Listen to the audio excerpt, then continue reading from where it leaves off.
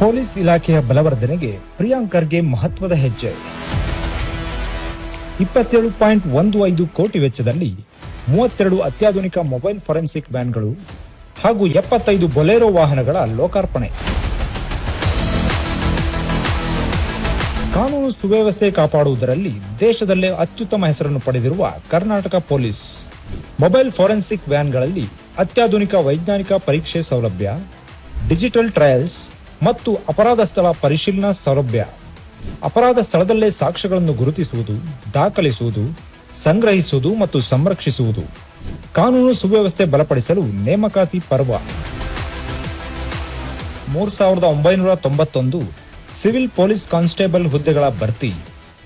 2314 ವಿಶೇಷ ಮೀಸಲು ಪೊಲೀಸ್ ಕಾನ್ಸ್ಟೇಬಲ್ಗಳ ನೇಮಕಾತಿ. 1600 ಸಶಸ್ತ್ರ ಪೊಲೀಸ್ ಕಾನ್ಸ್ಟೇಬಲ್ ಹುದ್ದೆಗಳ ನೇಮಕಾತಿಗೆ ಚಾಲನೆ. ಪೊಲೀಸ್ ಇಲಾಖೆಯ ಸುಧಾರಣೆಗೆ ದಿಟ್ಟ ಕ್ರಮ.